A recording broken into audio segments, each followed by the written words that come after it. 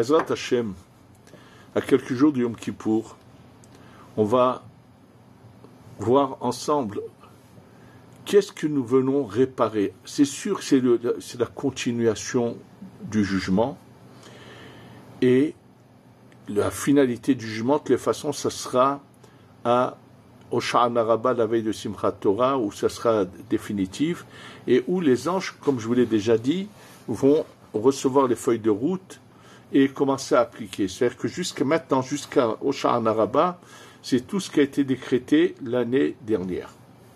Simplement, c'est un jour c'est vrai, encore de jugement, mais il a quand même des différences. Nous voyons qu'à Rosh Hashanah, on a été jugé, mais c'est pas pour autant qu'on était obligé de jeûner. Il y en a qui jeûnent la veille de Rosh Hashanah, c'est très bien, mais Rosh Hashanah en soi n'avait pas besoin de qu'on jeûne. Hosha'ana Rabbah, où sera la finalité du jugement, il n'y a pas de jeûne non plus. Et à Kippour, on va passer tous en jugement devant Hachem. D'où vient pourquoi fallait-il que ce soit un jour de jeûne? Autre question que je vais vous poser, nous savons pertinemment que Avraham, Yitzhak et Yaakov ont appliqué la Torah. Ça veut dire que bien sûr qu'Avraham, Yitzhak et Yaakov faisaient le Shabbat, mettaient les tefilines, étudiaient la Torah, tout ce qu'ils... D'ailleurs, juste, il faut que vous sachiez que lorsqu'on parle dans la paracha de Yaakov Mershava Vayelech Harana, c'est marqué qu'avant d'aller chez Lavan, Yaakov est allé, il y avait un lieu où on étudiait les paroles d'Hachem, c'était la yeshiva de Shem Ve'ever, où il y avait la transmission depuis Adam Arishon, où oralement, il y a eu toujours des tzadikim dans ces générations, même si la génération en soi n'était pas bonne, et donc tout a été transmis, et Avraham a donc appliqué toutes les mitzvot. Question simple. Est-ce qu'Avraham, Yitzhak et Yaakov ont jeûné ce dit Tishrei ou pas? Vous allez me dire, mais si ils ont appliqué les mitzvot, pourquoi pas? Alors, pour comprendre, justement, c'est ça qui va être l'image de ce qu'on va comprendre, il faut savoir que Yom Kippour, à part que c'est la continuation du jugement de Rosh Hashanah, Yom Kippour a une particularité, c'est également la réparation de la faute du veau d'or. Absolument. Je vous rappelle un peu l'historique. Lorsque Moshe Rabbeinu monte chercher la Torah, et à son retour, donc il est monté le 7 Sivan, et il revient, et il brise les tables de la loi. Malheureusement, ils n'avaient pas... il revient ils ont fait à son retour, ils n'ont pas su calculer le temps, et après Sivan et Tammuz, donc il revient au 17 Tammuz, ça faisait 40 jours, et il brise les tables.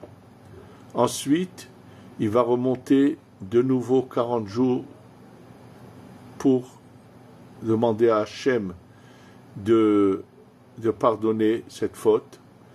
Il y a deux opinions. Il y a celle du Gaon de Vilna qui dit qu'il n'est pas monté carrément 40 jours, c'est tous les jours où il allait revenir.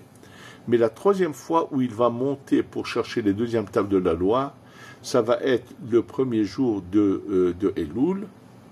Et quand est-ce qu'il va redescendre avec? Le 10 Tishrei, donc Yom Kippour. Et là, ce jour-là, Hachem va lui dire, Salarti kidvarecha, j'ai pardonné comme tu me l'as demandé. Donc en fait, ce jour-là a été instauré par rapport à cette parole d'Hachem, mais il faut comprendre, la faute du veau d'or, nous on n'y était pas. Et essentiellement, qui c'est qui a fait la faute du veau d'or? Essentiellement, ce sont le Erev Rav, ces Égyptiens sortis d'Égypte. Alors, pour comprendre cette image de réparation du veau d'or et en quoi ça nous concerne, il faut savoir que d'une manière générale, tout ce que nous avons à faire, ce sont des réparations.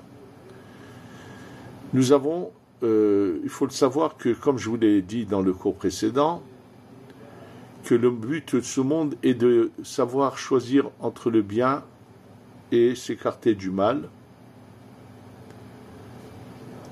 Et pour qu'il y ait ce choix, il y a eu ces mondes brisés. Parce que si rien n'avait été brisé, si tout avait été parfait, qui aurait pu abîmer quoi que ce soit?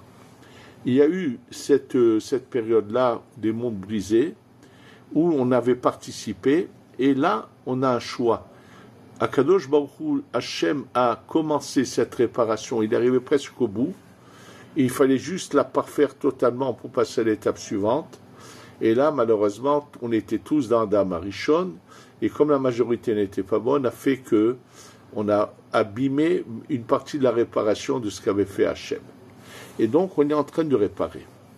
Il faut savoir que là-haut, dans ces mondes-là, de la même manière que nous avons un corps et une âme, il faut savoir que dans les mondes supérieurs, il y a aussi, même si c'est spirituel, il y a l'extériorité et l'intériorité, qui serait comme représenté par un corps et une âme. Donc, pour comprendre Yom Kippour, on va aller beaucoup plus tard dans l'histoire, et je vais vous ramener ce que la Gemara dit dans Masechet Brachot. La Gemara dans Masechet Brachot nous fait remarquer qu'à l'origine, qui c'est qui a écrit tous ces textes de Tfila? C'est ce qu'on appelle Anshe Knesset Hagedola. Si vous aurez à l'occasion, vous pourrez voir le Rambam ramène tous les noms des Anshe Knesset Hagedola, quelles étaient la période où ils ont vécu, et eux ont eu le mérite d'avoir ce qu'on appelle le Roi HaKodesh. Ils étaient imprégnés de cette vision spirituelle dans les hautes sphères, qui savaient exactement comment écrire les choses, pas seulement comment les écrire, mais également que par exemple, chaque partie de la tfila correspond à une réparation précise. C'est-à-dire que, par exemple, le matin, jusqu'à qu'on arrive à Baruch Shamar, on va monter les parcelles de lumière et les brisures qui sont dans ce qu'on appelle le monde de la Asiya, et on va ensuite les faire monter dans le monde de la Yetzira, et chaque monde a sa manière de réparer ce qui concerne ce monde-là. C'est pour ça que dans la Asiya, on va parler des sacrifices qui étaient emmenés, les korbanot, oui, et il n'y a pas de psaume de Teilim dans le monde de la Asiya. Il y a eu toujours dans toutes les générations des Chachamim qui ne connaissaient pas la profondeur des choses, qui ont trouvé bien de faire des rajouts. Ça a été le cas dans certains livres, vous trouverez qu'ils ont rajouté un certain psaume dans cette partie de la Tfila.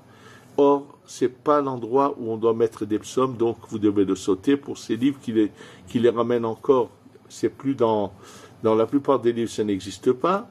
Il y en a qui ont trouvé bien de ramener des anciennes choses qui avaient été écrites dans certaines générations, mais qui ont été faites par des rabbinim qui ne connaissaient pas la profondeur des choses et qui ont cru bien faire en rajoutant des choses.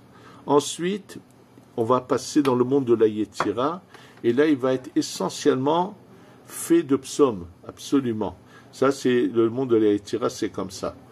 Ensuite, on va monter dans ce qu'on appelle le monde de la Bria à partir du Yotzer, et on va arriver dans l'Amida, au monde de la Hatzilut.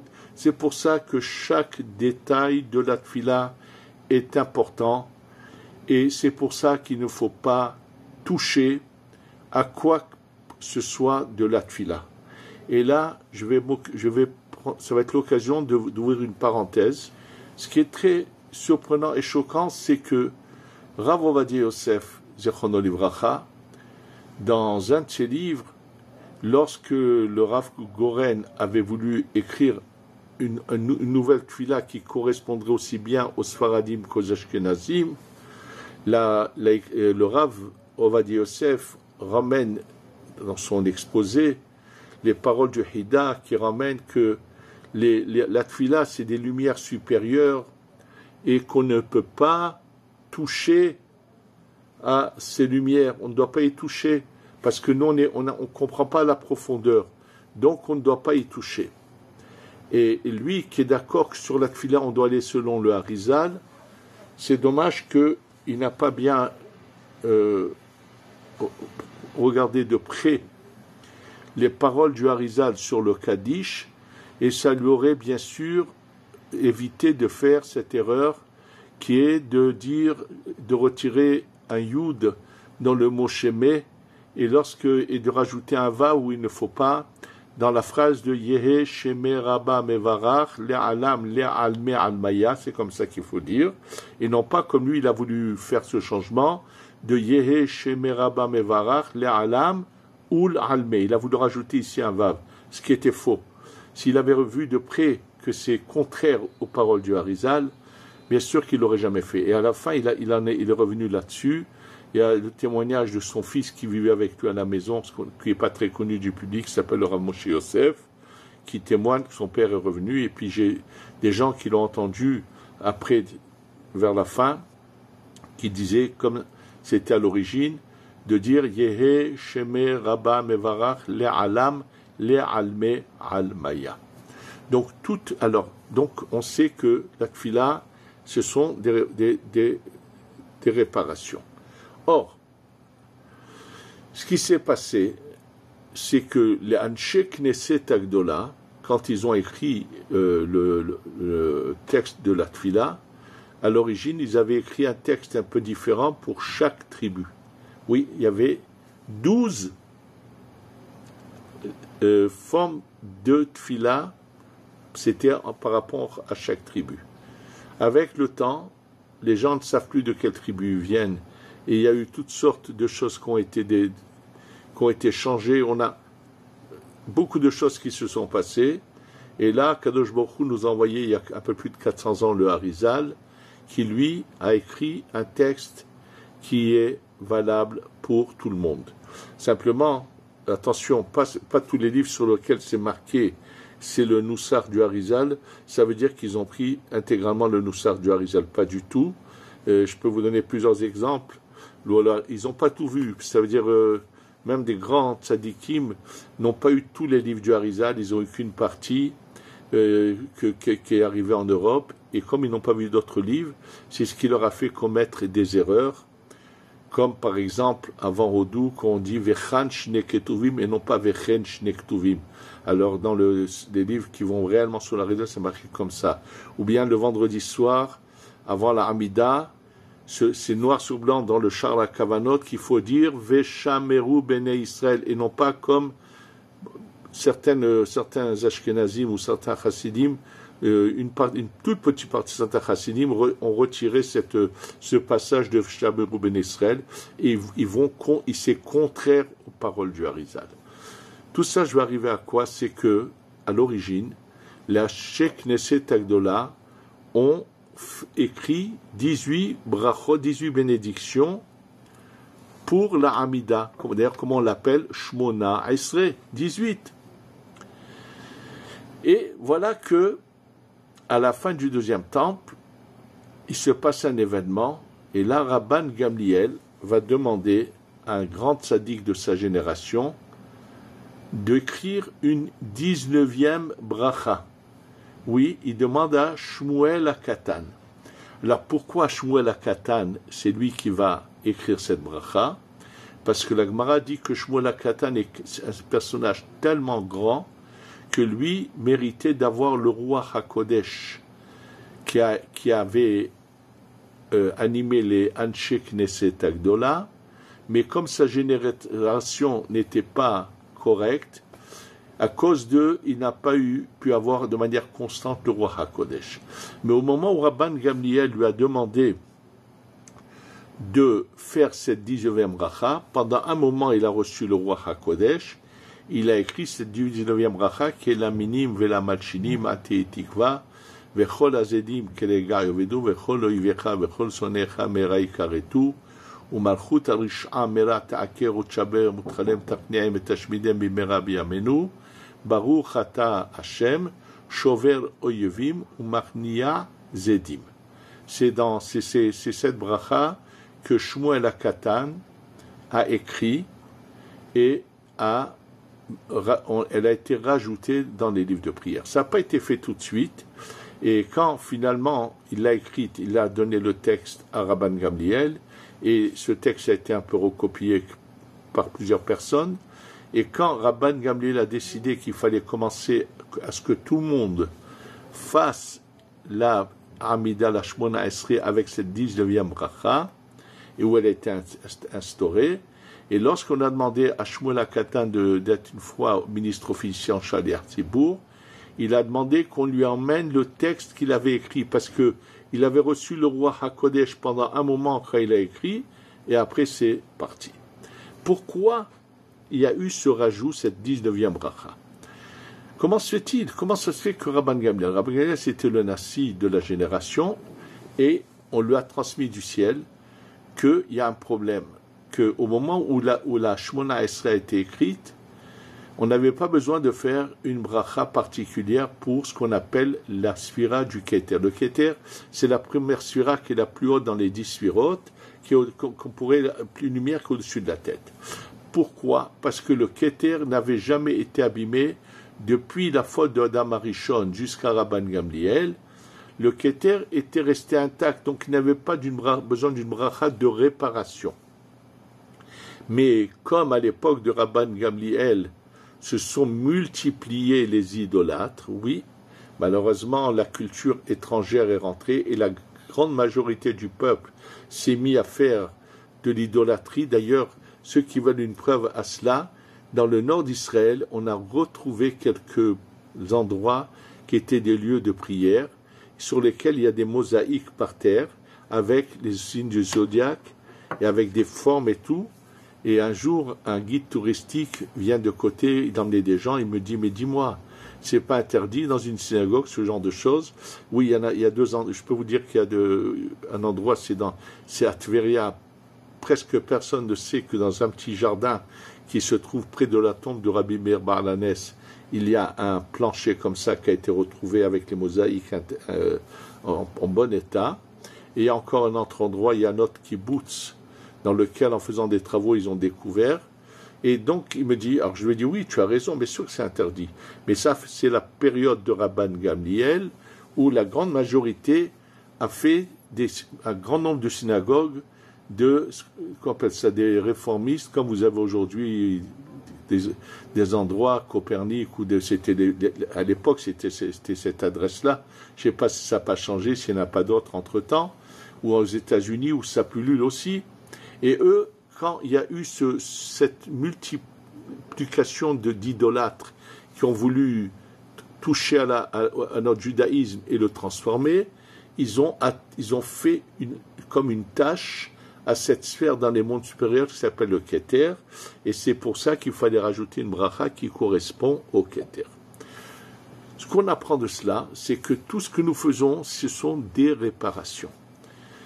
Sachez que la faute de Adam Arishon a été uniquement dans le côté extérieur des choses. Ce qu'on appelle la bina, qui est très haut, n'a jamais été touché par la faute de Adam Arishon, donc il n'y avait pas de réparation à faire. Lorsque le Erev Rav a fait le veau d'or, s'ils avaient réussi à aller jusqu'au bout, le monde se détruisait automatiquement. Ça veut dire que ça aurait été la fin de ce cycle bien avant ce moment.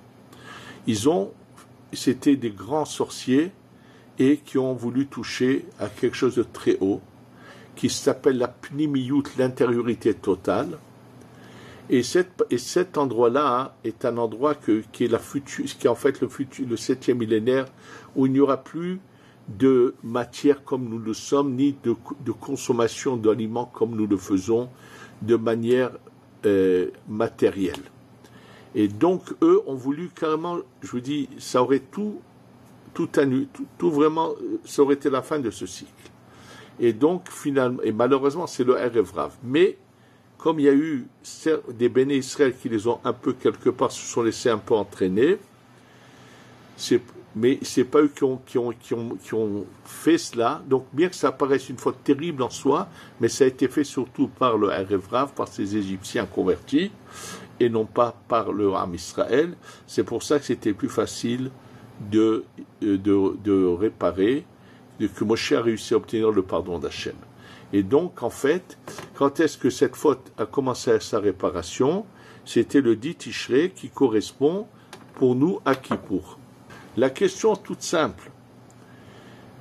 Si Hachem a dit à Moshe, j'ai pardonné, et ça a été surtout le Erev Rav, pourquoi nous, chaque année, nous devons le faire? Donc, pourquoi nous ne mangeons pas? Parce que ce jour-là, on est comme branché dans l'intériorité totale, c'est comme si on est branché sur le 7e millénaire, où tout va changer.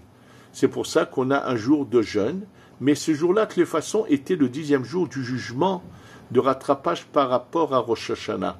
Mais comme l'extériorité des choses n'a pas pu être fait en son temps, c'est pour ça que la veille de Kippour, nous devons faire des brachot de consommation d'aliments en double pour rattraper ce jour qui, par rapport à l'extériorité des choses, n'est pas réparé. Donc on devance cela, et le 10e va servir uniquement à la réparation de cette partie intérieure.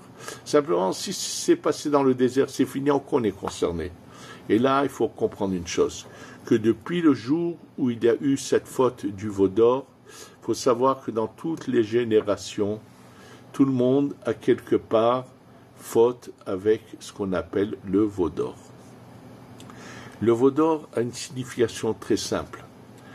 Je vais vous montrer combien de gens dans la vie, bien sûr, ont un certain veau d'or chez eux. Il faut savoir que quand quelqu'un réfléchit et pense qu'il y a une seule chose, je suis là pour être au service d'Hachem, je vais vous donner combien d'exemples de veau d'or. Tout celui qui a une voiture en bon état, qui roule, tout va très bien. Simplement, il y a un nouveau modèle qui est sorti, qui est attirant, qui est beau, qui attire, ça fait bien. Et puis devant le monde, on peut s'exposer, comme je pense beaucoup connaissent cette expression qui vient d'origine des Juifs du Maroc, Shoufouni Anna, qui veut dire regardez-moi. Celui qui va aller changer de véhicule uniquement pour se faire remarquer est en train d'avoir une sorte de veau d'or chez lui. Celui qui, le jour de Kippour, achètera des mitzvot pour montrer à tout le monde, moi je ne suis pas n'importe qui, j'ai de l'argent, c'est aussi du veau d'or. Non seulement qu'il n'aura pas accompli une mitzvah en achetant, mais il sera même puni d'avoir eu de l'orgueil, de vouloir montrer à tout le monde qu'il est capable d'acheter. Et sachez, je vais vous le montrer comment ces choses sont graves. Combien de fois de ces gens-là qui gaspillent leur argent pour des futilités.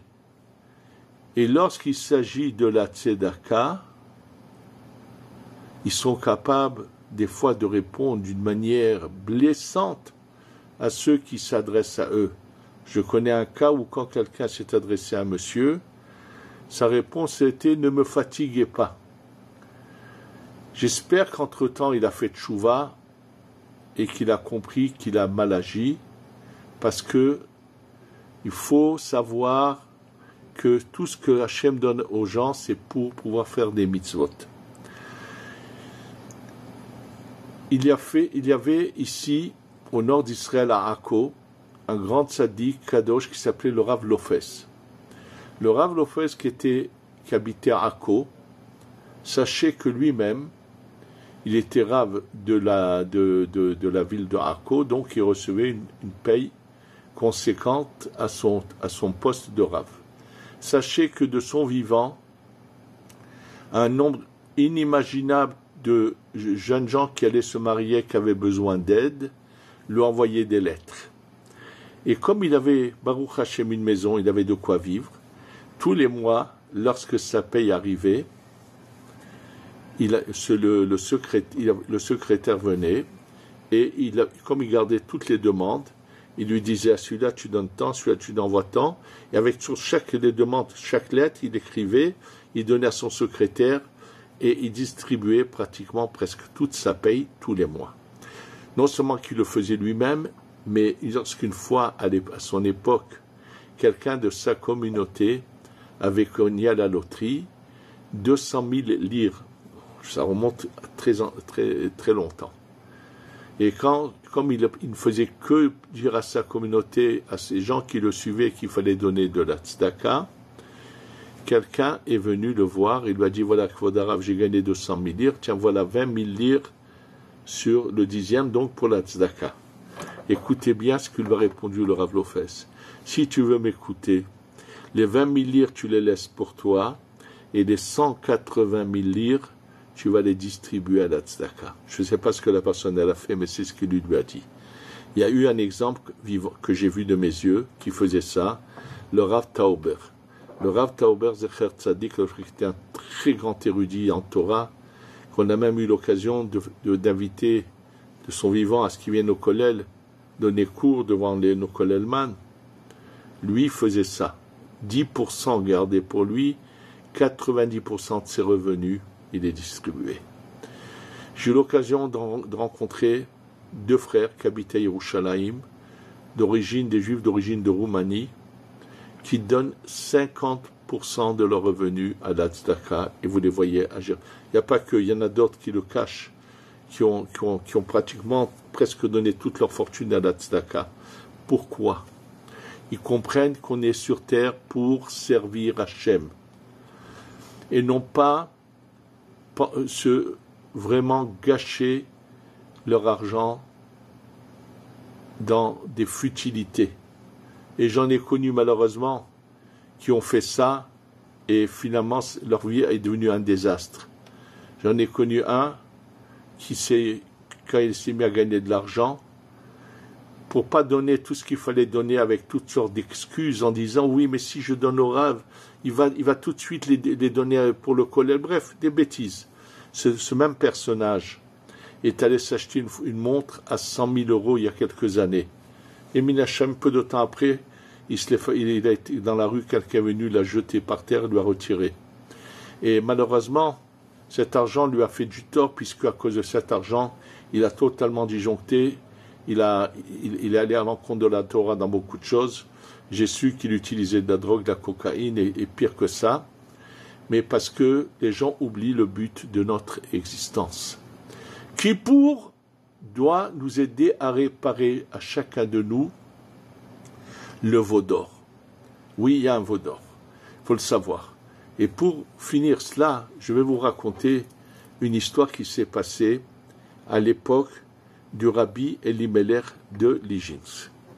Rabbi Elimelech de Lijinsk, lui et son frère Rabbi Zouché, qui étaient les élèves du Rav Dov Ber Memezrich, qui était lui-même un des élèves du Baal Shem Tov. Il faut savoir que c'était des grands tzadikim qui avaient des pouvoirs spirituels particuliers. Une année, en rentrant dans un lieu de prière à Sukkot, Rabbi Elimelech, avec son frère Rabbi Zouché, lui dit à son frère, je sens qu'il y a ici quelqu'un qui a un étrog, qui a l'odeur du Gan Eden. Donc après la tfila, ils font la tournée de la synagogue, ils arrivent chez quelqu'un, il lui dit, montre-nous l'étrog. Il lui avait honte de leur montrer, c'est un étrog très très simple, qui était cachère tout juste, quoi, pas du tout beau. Et ils le prennent près du nez.